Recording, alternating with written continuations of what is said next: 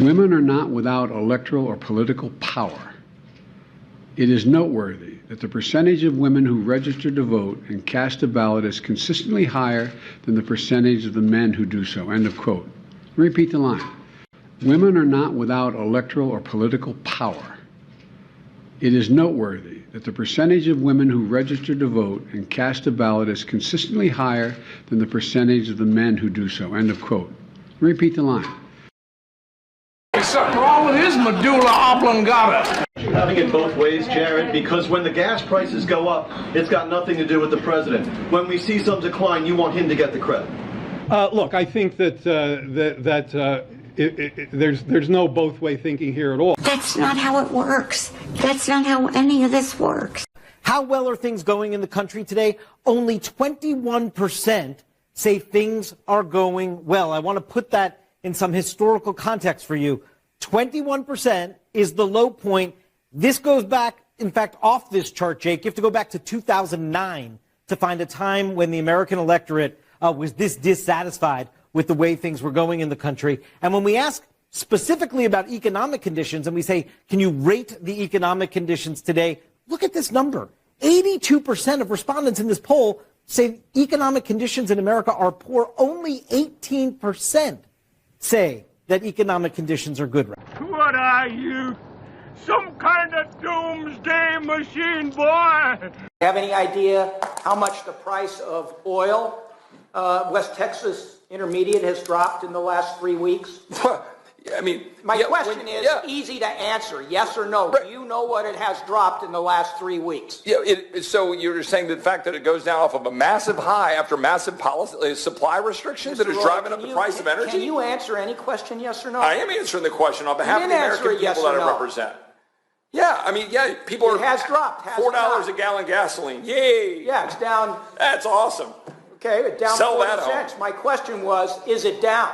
$4? Yes. Pat yourself on the back for $4. What about the barrels? You know it's down $40 a barrel? $4 gasoline is what you're excited about? Did you know that it's down by $40 a barrel? I'm just. So? What does that mean for the consumer? Do you know it's down? If you don't, just say I don't. I know what the price of oil is, but so what? If it doesn't help a consumer, so what? Why don't you keep going? Right. Well, why don't we, let's keep going. Let's open up oil and gas exploration in America. Yeah, so we have opened up. We already had this in prior panels. Do you know how investments work? We have double the production today that we did 15 years ago. But do you know how investments work to go build a refinery? Do you know how investments work to go build the necessary tools to go explore and get oil? Or how about a nuclear facility, which we haven't built? It's good to have you up here. You always get me going. Good. I appreciate that. Good. And you know this, man? Representative Stefanik, we have separation of powers not to investigate former presidents, but to keep existing presidents, checked and balanced. How many hearings have been held in the House of Representatives to look at the Manchurian candidates' various financial issues, those of his son, those of his brother, and his failures to uphold the Constitution on the border and elsewhere? Have there been any hearings at all? There have been 0 hearings, and in fact, Republicans will hold this administration accountable as we work to earn the majority. There have been 0 hearings, particularly primetime hearings, when it comes to the border crisis, the crime crisis in America, the skyrocketing gas prices, as well as the inflation crisis caused by Joe Biden's reckless tax and spend policies, of course, supported by House Democrats and Democrats in the United States Senate. And that's one of the reasons why I believe Democrats are going to fail miserably at the ballot box this year, because those are all the top issues that the American people that I hear about from my constituents, and that people are hurting across this country because of those failed policies that you talked about in your monologue, Mark. And when it comes to the illegal ties to crime that Joe Biden is directly involved with his son Hunter, the American people deserve to know that. The fact that the mainstream media is participating in essentially a cover-up of Hunter Biden's illegal relationships with China, his illegal relationships with other foreign adversaries and entities that he should not be involved with, and Joe Biden Biden profited from that. So we intend to investigate. We've already made those document requests, and we are not going to hesitate when it comes to utilizing our subpoena power because, again, the American people deserve accountability and deserve an investigation to what I believe is the Biden crime family. You have the entire Joe Biden family profiting personally off of Joe Biden's position when he was a sitting vice president. That is unacceptable in America. And imagine if the Republicans ever did that. Democrats would be investigating absolutely every aspect of that. And yet in this case, they look the other way on all these shameful, shameless, and illegal controversies from Hunter Biden. Of course, you won't have the benefit of the media, which the Democrat Party has. But that said, you make a very important point. They're trying to concoct some relationship on this January 6th committee, and the media are too, between Trump and the violence that took place on that day, even though they can't square it. They have to go to social media to look at what some kooks had to say, or you're right, they have to cherry pick information, or you can't cross-examine witnesses or have exculpatory information or anything of that sort. And by all means, we don't want to talk to Nancy Pelosi. And yet, in the case of Joe Biden, if you're a lawyer, if you're a litigator, you're a prosecutor, you're a political operative, there's stacks of this stuff in front of you showing conflicts, showing monies, showing you're dealing with foreign entities and you're not registered, raising serious tax questions, stacks and stacks of it, and they ignore it. So are the Republicans ensuring, you say they've asked that these documents be protected and so forth, are the Republicans ensuring that these documents will be protected, even with this January 6th committee? What has the response from Nancy Pelosi been? The response from Nancy Pelosi for the January 6th committee has been no response. They have not complied with our request to preserve the documents and turn the documents over. So we intend to pursue that when we earn the majority. When it comes to the multiple controversies of Joe Biden's illegal entanglements with Hunter Biden's illegal business operations, we have made those requests in terms of document preservation. We have made those requests in terms of turning over the documents. They have stonewalled us. But again, when the House flips as we work to earn the majority, we are going to ensure that transparency and accountability and the actual role of Congress, which is to have oversight, that's an important role that a Democrat-controlled Congress has absolutely failed on, that we hold them accountable. And it's not just the Biden crime family issues, it's issues like the border. They have refused to turn over documents and to make administration officials available when it comes to the border crisis. Joe Biden is not living by the rule of law. In fact, they are avoiding anything and having wide open amnesty policies that are not according to the rule of law, not according to what's, again, what Congress passed. And it has been an absolute disaster. It's the most open border and most insecure border in our nation's history. So we intend to use those oversight tools, which are so important in Congress, because it ensures good government, it ensures transparency, and ensures accountability on behalf of hardworking American taxpayers. I notice in the context of abortion, Joe Biden mentioned that poor 10-year-old little girl who was raped and received an abortion, went from one state to the other. What Joe Biden didn't mention is she was raped by an illegal alien. And what Joe Biden doesn't mention is how many rapes and molestations are occurring on the southern border as a result of his refusal to secure the border. How many child molestations are taking place. They're not keeping track of that. Maybe we can compel them to do that. Well, I want to thank you, Congresswoman, and keep up the great work. And we pray and we hope, and we, the people, have to make it happen, that the parties change in the House of Representatives. All my best. God bless you. Thank you, Mark. So big news over at National Public Radio, which may be the first time anyone's ever said that. They announced they're launching a disinformation reporting team featuring journalists whose expertise apparently is fake news. Well, that must have been hard to find. Every journalist these days is an expert on fake news. It's like saying a French bulldog is an expert on farting. It's all they do. Something about their flat faces.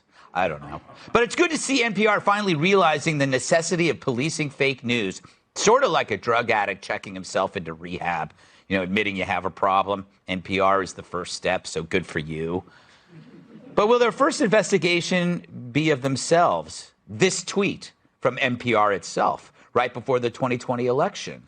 Here, NPR asks why you haven't seen stories from them about the New York Post story on Hunter Biden, which the paper broke a month or so before the 2020 election.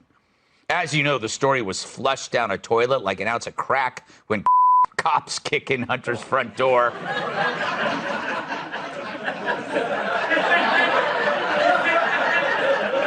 Debating whether to reread that.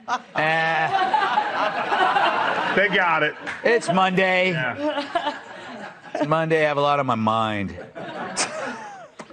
Yeah, so they buried the story only to resurface it later when Hunter's dad was safely transported to the Oval Office like a mannequin to a storefront window.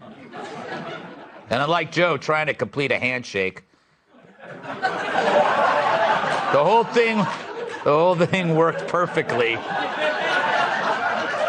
This is NPR's explanation for not covering the story. Quote, we don't want to waste our time on stories that aren't really stories. And we don't want to waste listeners' and readers' time on stories that are just pure distractions. Well, if that were the case, then what would be left? A segment on the challenges of trans folk singers in the Himalayas? Which is just more evidence of the white patriarchy at work. It's funny, in an urgent moment when news is vital, no one's ever yelled, quick, put on NPR. Unless it's to put a patient to sleep for emergency surgery. But how thoughtful of them. Yeah, apparently NPR was doing people a favor by filtering out stories that might disturb them. But they really weren't filtering at all. They were blocking, cherry-picking, censoring, then acting as if it was a favor to you, pulling that tote bag over your head and saying, it's for your own good, sister. Here you got the biggest, most consequential story of the election season, and they buried it like a mouthy hitchhiker in the desert. Wouldn't shut up. They called something fake news when it's real and assumed no one would call them on it, which for the most part, they were right. But they knew they had to do their part to protect old Joe as his campaign wobbled into the White House like a rascal scooter with two bad wheels. And that's not a mistake or disinformation or Joe reading the name-branded warranty info off his teleprompter. It's called lying, and NPR did it to influence an election. I wonder what happened, though, behind closed doors. Okay, boss, I've got some story pitches for you. Let me know what you think. Hunter Biden weighing crack with a hooker. Yeah. No? How about Hunter Biden with 2 hookers and a dog? Doesn't feel like a story to me. All right, I see where you're going with this. How about Hunter Biden in a tank smoking crack while touching himself? Jerry, let's just pick stories how we always do, with the cheese singles.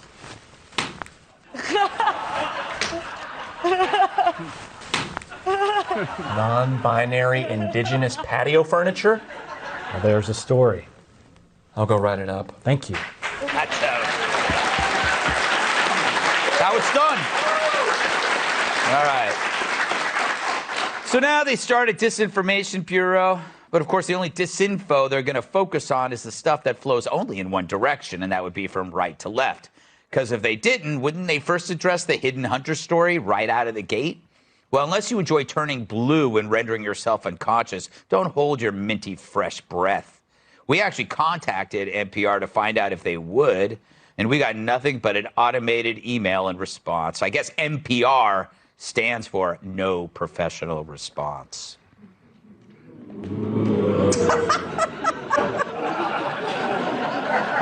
Got a clever-ass audience tonight. Yes.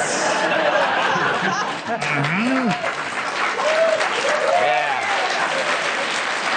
But I get why.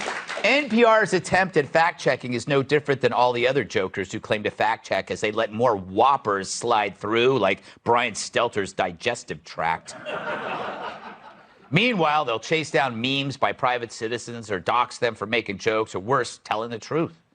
Yep, after an exhaustive investigation, we found that there really was no cat holding on to a tree branch saying, hang in there. We also found no evidence that there is a frog named Pepe. Meanwhile, I've been doing my own experiment with fact-checkers. In the last week alone, I've deliberately mentioned that Dr. Jill is a medical doctor.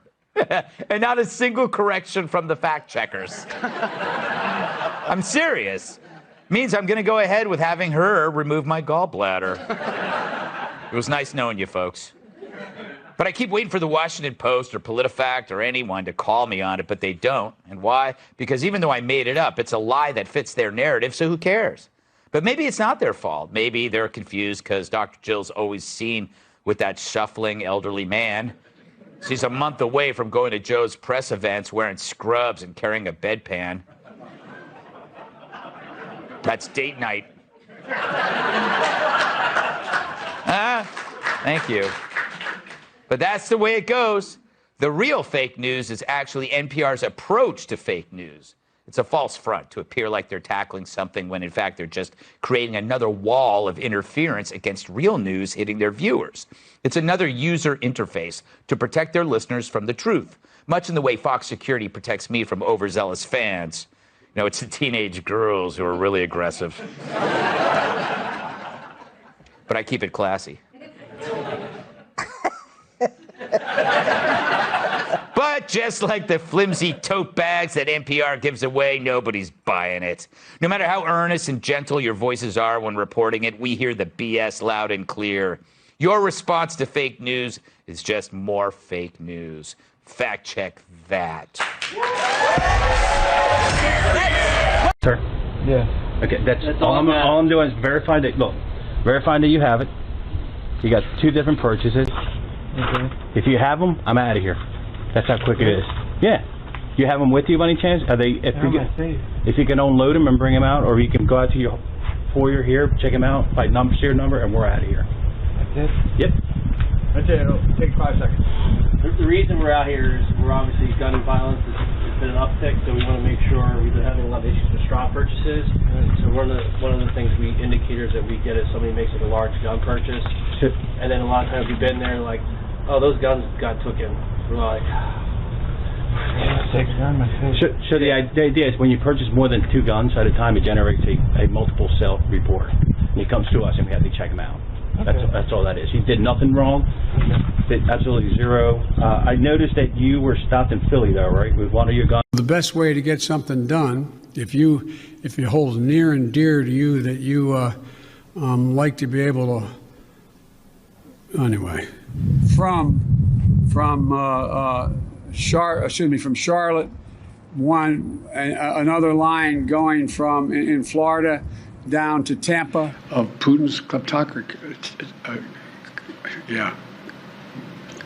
America is a nation that can be defined in a single word. I was going to put him. The idea that Los Angeles and what am I doing here?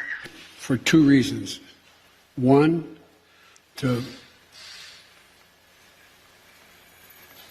we haven't been able to communicate it in a way that is, let me say another way. But the nature, not a solid meeting with they make a very good point. Here's the deal. Here's what drives the driver in the states that are affected. Here's what you can do, the drivers. We want to expand pre-K for 3- and 4-year-olds, millions of pre-K students.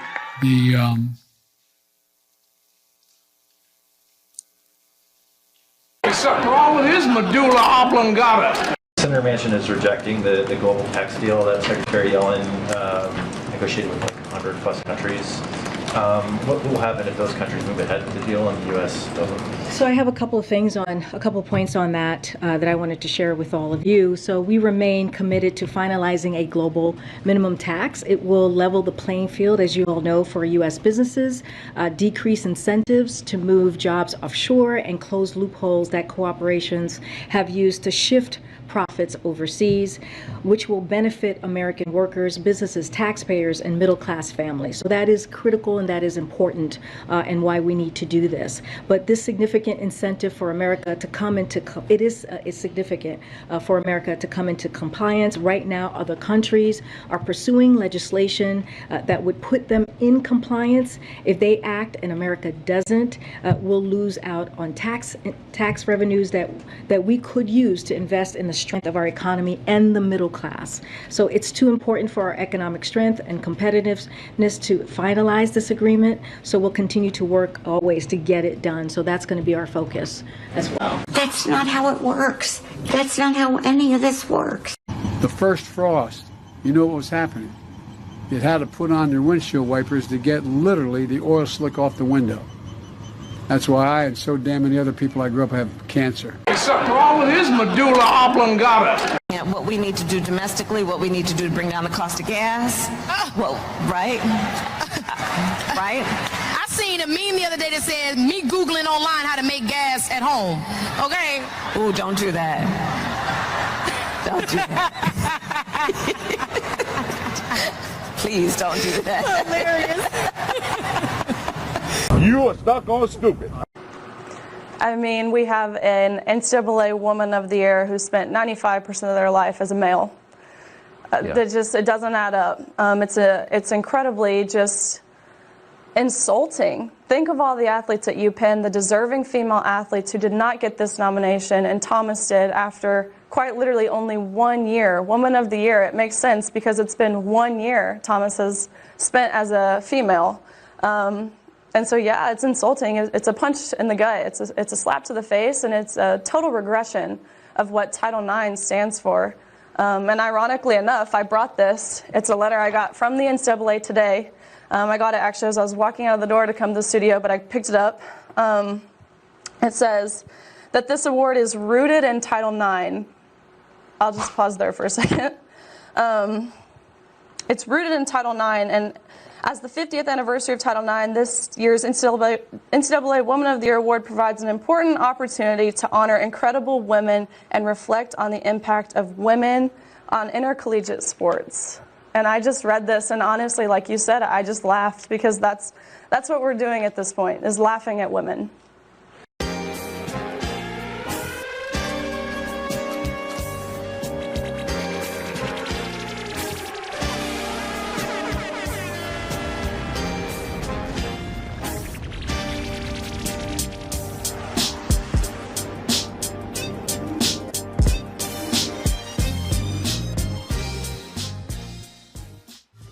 Overwhelmed by the problems in the city, never lets up and shows no pity.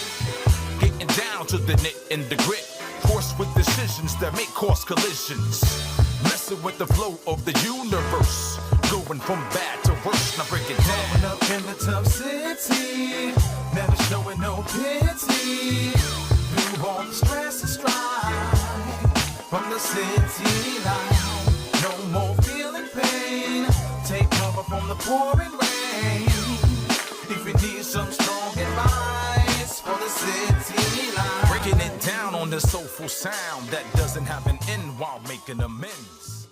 But never disputed by the FDA. All my party people say, hey, hey, hey. It's our time to blow your mind. Feel the groove. It's history in the making. We won't lose momentum, the outcome etched in stone. Never mind, let's rewind. It's the unveiling of the rusty mechanism in full effect. The hip-hop dialect, push and eject, insert and play the cassette, son. Somebody asked for funk, we got it. To capitalize on this franchise, not like the NYQB, breaking down barriers, the carrier of infinite possibilities, keeping my cool at 100 degrees at ease. This is my way to go. Let my eyes see the things in front of me. Make room for me to grow. Just feel this vibe. Time to prove and show. Hip hop, soul, and jazz inside of me. This is my way to go. This is my way. Never satisfy control before life takes its toll. Whatever the the situation, it's life you're facing. Just let me live. Going into overtime, and it's by design. Let me reaching for the top of the pile. It's gonna take a while. Let me live. Just let me live. Based on the paragraphs that I've stashed for this type of an occasion. I'm just speaking through the way I'm allowed. So when y'all playing it loud, you can say that I'm proud. So everybody that supported us and down for the cause, have been around through this all, you at least deserve a round of applause. I'm grabbing this microphone and I'll keep singing life looks for you. Our music drives the world, we're gonna keep on doing it for you. I'm gonna let the sun come in and I'm doing it for you.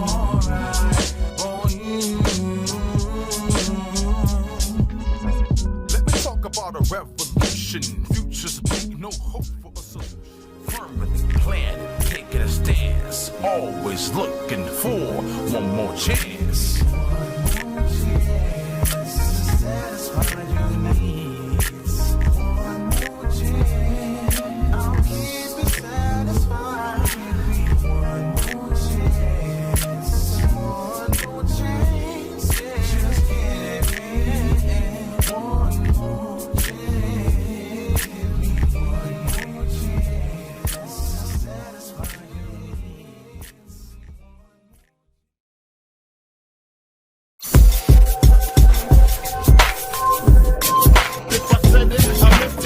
My tongue for no